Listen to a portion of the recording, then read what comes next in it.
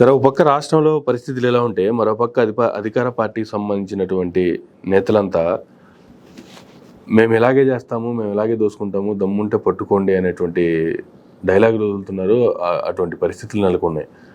చంద్రగిరిలో జరుగుతున్నటువంటి పరిస్థితులకు సంబంధించి వచ్చినటువంటి ఆర్టికల్, దమ్ముంటే పట్టుకోండి, రెచ్చిపోతున్న అధికార పార్టీ నేతలు, కోట్లు కొల్లగొడుతున్న వైనం, చేష్టలుడికి చూస్తున్న అధికారులు. మీరు ఇదే చూస్తున్నారు సార్. కలెక్టర్ గారికే వీపు బద్దలైపోద్దని చెప్తున్నారు తెలుసా? కలెక్టర్ గారికి వీపు బద్దలైపోతుందని చెప్తున్నారు. ఓకే, దాని ముందు ఇదంతా.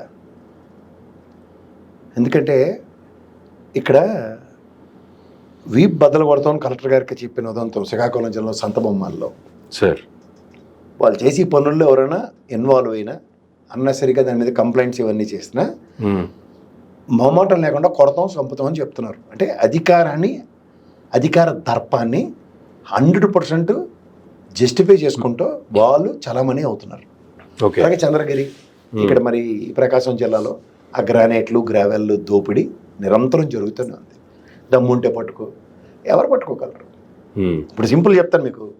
నందిగామ నియోజకవర్గంలో రోజు జరిగేది, ఆనాడు ఆయన ఎవరు, వసంత కృష్ణ ప్రసాద్ గారు అని తెగ పొంకాలు మాట్లాడారు.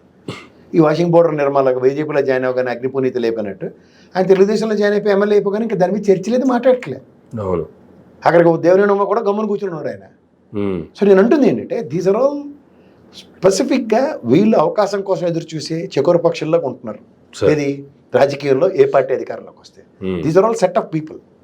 వీళ్ళు చేసే దోపిడీకి గత ప్రభుత్వంలో మీరు గమనించుకోగలిగితే ఇసుకను కూడా సిండికేట్ చేసి ఆయన ప్రభుత్వ పరంగా ఒక ప్రైవేట్ వ్యవస్థకి చమ్మించినామని గమనించాం కదా. ఇంత విచ్చలబడితనం ఉందా? పేరుకే ఫ్రీ అని చెప్తున్నారు. దాని మీద జరుగుతుంది దోపిడీ చూడండి, గ్రవేల్ చూడండి. చంద్రగిరి అంటే చంద్రబాబు గారు ఇంచుమించు నియోజకవర్గాలే కదా అవన్నీ.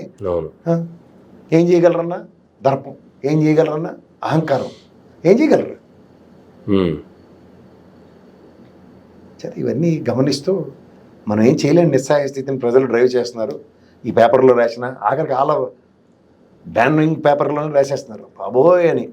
అవును, ఎక్కడో ఉంటాడు కదా జర్నలిస్ట్, వెతికే ఉంటాడు కదా. ఆ జర్నలిస్టు విలువలను కాపాడుకుంటూ ఒక ఆర్టికల్ రాస్తాడు. వీడు ఆంధ్రజ్యోతి చెలరేకపోయి రాసేస్తాడు. తిరుమలలో చీమ చిట్టుకుమని రాసేస్తుంటాడు. కడుపు మంట. ఆ కడుపు మంటతోనే కొన్ని నిజాలు వస్తుంటాయి. అప్పుడు కొన్ని నికార్సైన జర్నలిస్టులు ఉండి రాయొచ్చు, కొన్ని కడుపు మంటతో వస్తాయి వార్తలు. ఆ కడుపు మంటల వార్తలు ముందు వాళ్ళకి ఫ్రిక్షన్ రావాలి. అప్పుడు మా సైడ్ బ్రహ్మాండమైన వార్తలు వస్తాయి. కానీ ఇంకేం లేదు. Right sir, thank you very much అండి.